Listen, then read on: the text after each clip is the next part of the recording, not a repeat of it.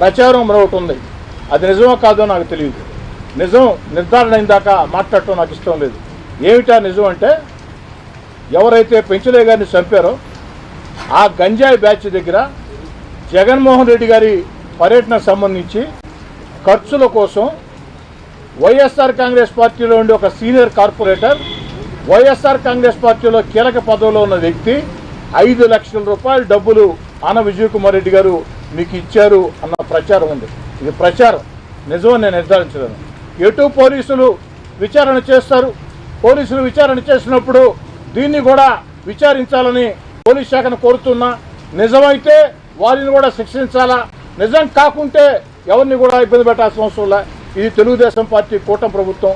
తప్పు చేసిన వాళ్ళ మీద మాత్రమే శిక్ష పడుతుంది తప్ప తప్పు చేయకుంటే అక్రమ కేసులు బనాయించే సంస్కృతి తెలుగుదేశం పార్టీ కూటమికి లేదు, స్థానిక శాసనసభ్యుడిగా నాకు లేదని మనం చేస్తున్నాం. ఇక ఈ సందర్భంగా ఒక మాట చెప్పదలుచుకున్నా. అబద్ధాల సాక్షి టీవీ వచ్చిందయా, సాక్షి టీవీ, అబద్ధాల సాక్షి పత్రిక నిద్రలేసి మొదలుకొని అబద్ధాల సాక్షి టీవీ, అబద్ధాల సాక్షి పత్రిక చంద్రబాబు నాయుడు గారి దగ్గర నుంచి, లోకేష్ గారి దగ్గర నుంచి మా యొక్క జిల్లా నాయకుల దాకా ఎమ్మెల్యేలు ఎంపీల మీద విషం కక్కుతూ ఉంటారు. అలాంటి అబద్ధాల సాక్షి ఈరోజు ఒక వార్త రాసింది. ఏమని? ఈ చంపిన వ్యక్తులంతా కూడా కోటమిరెడ్డి అనుచరులేనని.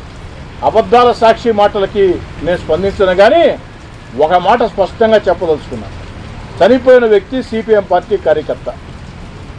ఆ యొక్క సిపిఎం పార్టీ జిల్లా నాయకత్వం ఈరోజు ఉదయం స్పష్టంగా చెప్పింది, కామాక్షి వైఎస్ఆర్ కాంగ్రెస్ పార్టీ చెందిన వ్యక్తిని, స్వయంగా జిల్లా కార్యదర్శి. సిపిఎం పార్టీ నాయకులు, అయ్యా కాదు కాదు, కోటమిరెడ్డి శ్రీధర్ రెడ్డికి లేదా రూరల్ ఎమ్మెల్యే కార్యాలయానికి శ్రీధర్ రెడ్డి తమ్ముడు గిరిధర్ రెడ్డికి, డివిజన్ కార్పొరేటర్ అరవ శ్రీనివాసులకి, వీరెవరికైనా సరే ఆ యొక్క హత్యతో ప్రత్యక్షంగా కానీ పరోక్షంగా కానీ సంబంధం ఉందని జిల్లా సిపిఎం పార్టీ నాయకత్వం ఒక్క మాట చెప్తే సిపిఎం పార్టీ ఏ నిర్ణయం తీసుకుంటే ఆ నిర్ణయానికి కట్టుబడి ఉంటారని చెప్పని మీ అందరి చప్పట్ల మధ్య స్పష్టంగా తెలియజేస్తుంది. ఎంత ఆశ్చర్యం అంటే, మహేష్ గారు,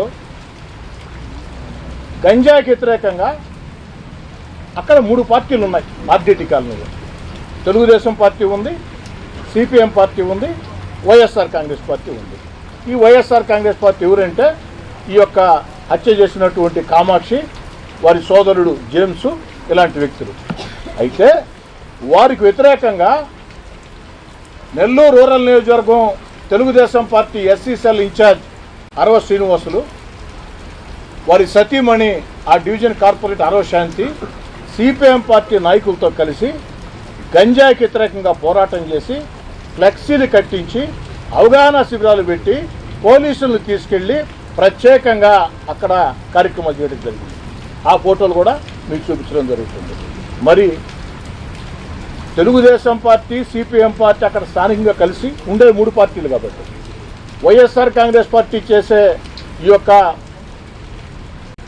గంజాయికి వ్యతిరేకంగా పోరాటాలు చేస్తూ ఉంటే ఆ పోరాటాల్లో మాతో కలిసి నిన్నటిదాకా పోరాటంలో పాల్గొన్నటువంటి పెంచలయ్య మరణిస్తే దీన్ని ఎక్కడా కూడా రాజకీయవాదం చేయకూడదు.